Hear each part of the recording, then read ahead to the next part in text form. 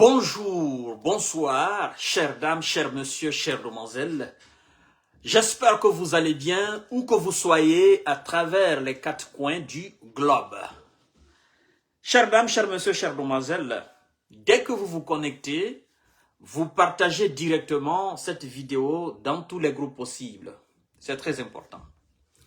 Alors, le Niger vient de dévoiler clairement la nature de coopération qu'il veut avec la Russie.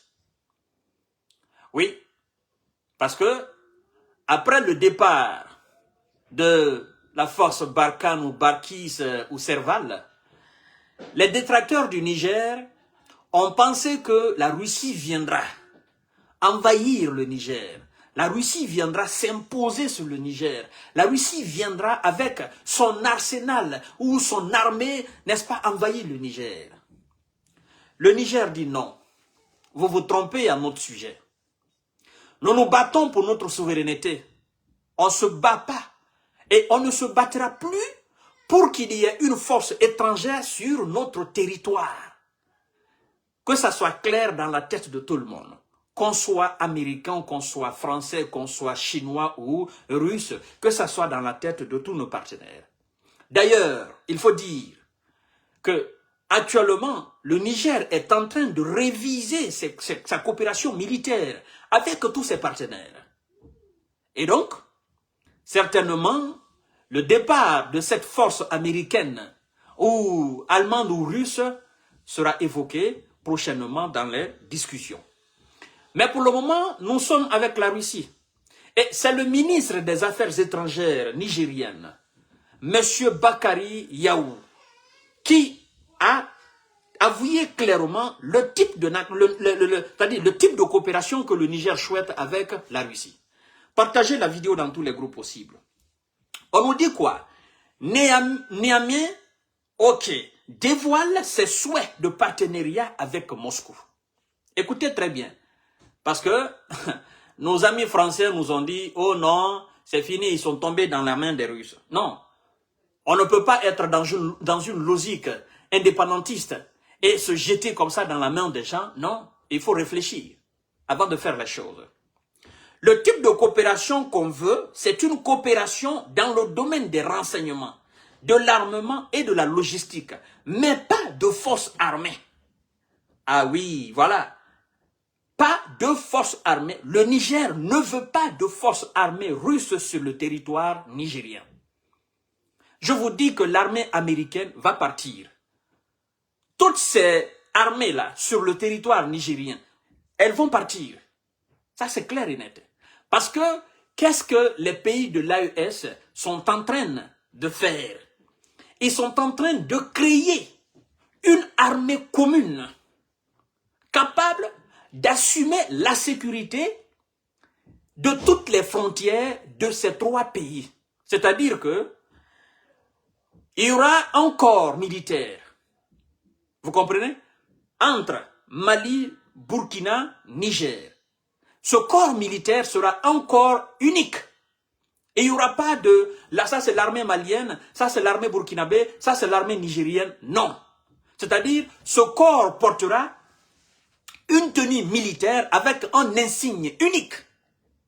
Vous n'allez pas voir machin, drapeau malien, drapeau burkinabé, drapeau nigérien. Non, ce serait tout simplement une armée de l'Alliance.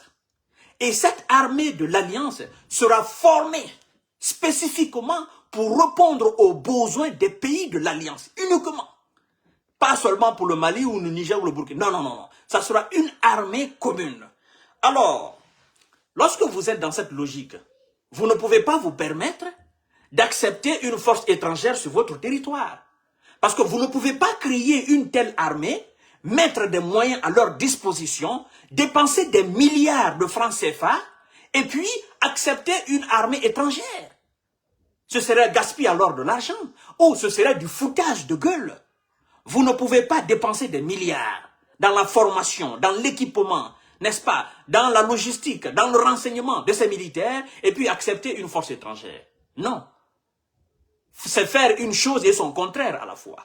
Soit vous acceptez alors que les Russes viennent avec leurs militaires sur le terrain, chose qui le peuple nigérien aujourd'hui ne peut pas accepter, les peuples de, n'est-ce pas, de l'AES ne veulent pas, parce que nous avons des braves.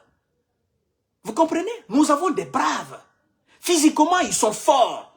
Intellectuellement, ils sont forts. Ils ont toutes les capacités humaines, toutes les capacités militaires pour défendre. Alors pourquoi ne pas injecter de l'argent dans la formation de ces gens-là? Même s'il faut aller les former en Russie, en Chine, même s'il faut aller les former en Colombie ou je ne sais où encore, venir, n'est-ce pas, comme les Français le font.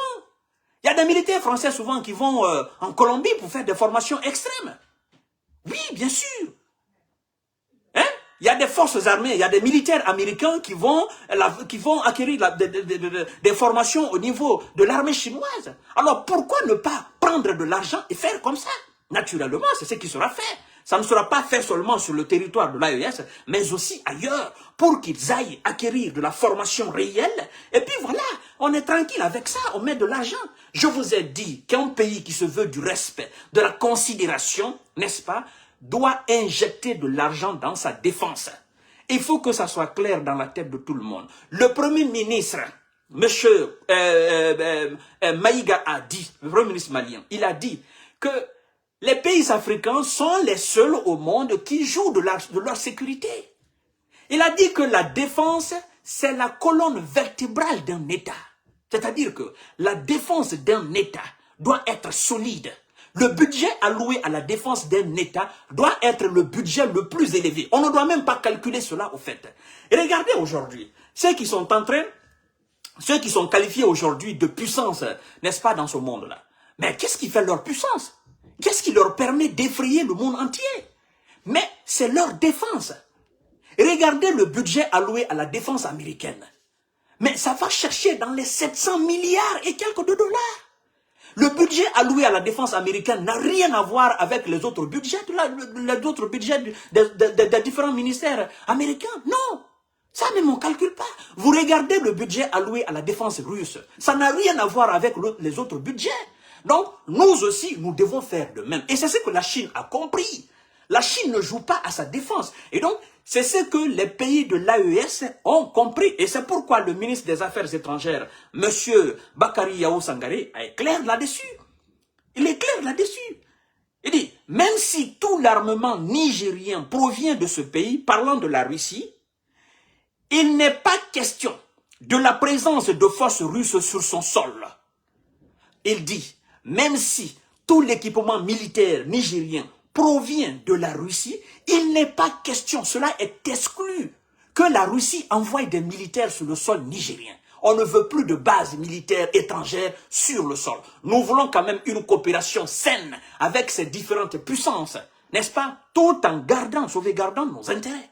Vous comprenez? Le sol a souligné Bakary Yahou Sangaré. De plus, après la visite d'une délégation russe au Niger, conduite par un vice-ministre de la Défense russe, Niamey n'exclut pas une visite à Moscou en cas de besoin, précise le ministre. Quand les autorités russes sont venues, elles ont lancé une invitation aux autorités nigériennes à tout agiter.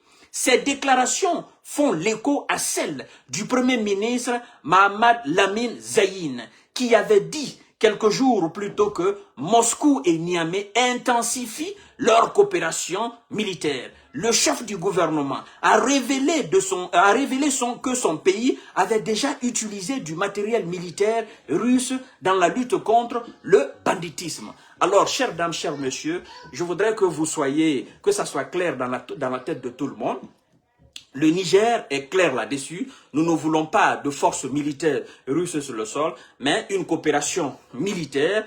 Ça ne signifie pas une présence militaire russe sur le sol nigérien. Et c'est la même chose pour les autres pays, le Burkina et le Mali. Aujourd'hui, ces pays, on les en veut dans la sous-région. Il faut que ça soit clair, hein. On les en veut dans la sous-région. Parce que vu leur détermination, leur engagement pour sauvegarder leurs intérêts, il y a des pays qui sont encore sous le joug de la colonisation occidentale. Et ces pays, les populations de ces pays en veulent au peuple.